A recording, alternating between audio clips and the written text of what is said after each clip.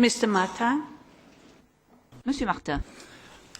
Merci. Au vu des questions et des réponses qui sont faites, on s'aperçoit que l'utilisation du travail intérimaire est très différente d'un État à un autre. Apparemment, il semblerait que dans certains pays, ça se traduise par une exploitation des gens, sans égalité de traitement, ni de sécurité, ni etc. En France, globalement, ça se passe vraiment très bien, l'utilisation du travail intérimaire, et les entreprises en sont ravies. J'ai deux questions. Est-ce que la Commission a-t-elle ou envisage-t-elle de fixer un taux maximum de recours au travail intérimaire dans les entreprises pour éviter éventuellement qu'il y ait des abus, c'est-à-dire que les entreprises fonctionnent avec 80 ou 90% de travail intérimaire, ce qui serait quand même un abus. Deuxième question, a-t-elle ou envisage-t-elle de limiter la répétition d'une même mission intérimaire, ce qui serait donc finalement l'opportunité pour une entreprise de ne jamais embaucher avec des contrats à durée déterminée. Puis une petite remarque, je crois que nous avons des spécialistes du travail intérimaire dans la salle, ce sont nos interprètes, et j'en profite pour les remercier de leur excellent travail. Merci, monsieur.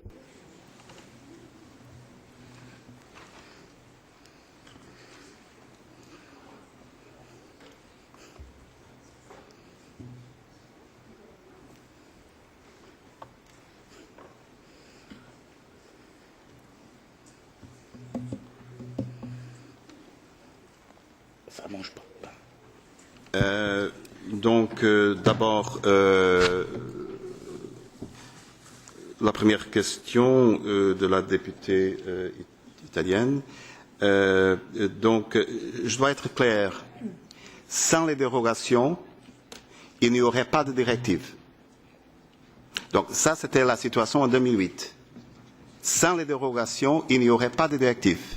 Donc, ce n'est pas, disons, réaliste d'imaginer une directive fixant des normes de protection sans dérogation. C'est la seule possibilité qu'on a d'avoir des règles minimales, des standards minimaux, qui s'appliquent à 28 États membres avec une diversité d'institutions, de règlements, de restrictions sur le travail intérimaire. Ce sont des standards minimaux et les États membres peuvent, s'ils le veulent, s'ils le souhaitent, avoir des standards plus élevés de protection. Mais ça, c'est le minimal qu'on attend pour l'Europe dans l'état actuel. Sans dérogation, il n'y aurait pas de directive. Sur la question posée, non. La Commission, je dois dire, n'envisage pas d'imposer des quotas à l'usage du travail intérimaire dans les entreprises. Ce serait vraiment ce que je peux appeler du micromanagement. C'est vraiment ça, à mon avis, dépasse toutes les normes de subsidiarité. Non, notre voie est différente, c'est de garantir, dans la mesure du possible, l'égalité de traitement et la meilleure protection possible aux travailleurs intérimaires. D'aller dans ce sens, mais pas d'imposer des restrictions aux entrepreneurs.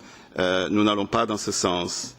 Quant à la question de l'abus, de la répétition des contrats, dans la mesure où une grande partie des travailleurs intérimaires ont, par rapport à leur employeur, un contrat à durée déterminée, ils sont protégés contre l'excès de contrats successifs par la directive qui régule l'application des contrats à durée déterminée. La directive 99/71. Donc ils sont protégés par cette directive contre la répétition de contrats à durée déterminée. Et si en même temps ils sont des travailleurs intérimaires, ils bénéficient automatiquement de cette protection. Mais il y a aussi une grande partie de travailleurs intérimaires qui ont, par rapport à leur employeur, un contrat à durée indéterminée. Alors, ils ont une protection d'emploi. Ce qui se passe, c'est qu'ils ont des placements dans des entreprises utilisatrices qui peuvent être variés et qui peuvent être successifs. Et là, il n'y a pas de limitation. Mais là, il faut dire ce qui est plus important, c'est la relation d'emploi principale. C'est la relation avec l'employeur. Et celle-là, elle serait garantie dans le cadre d'un contrat à durée indéterminée.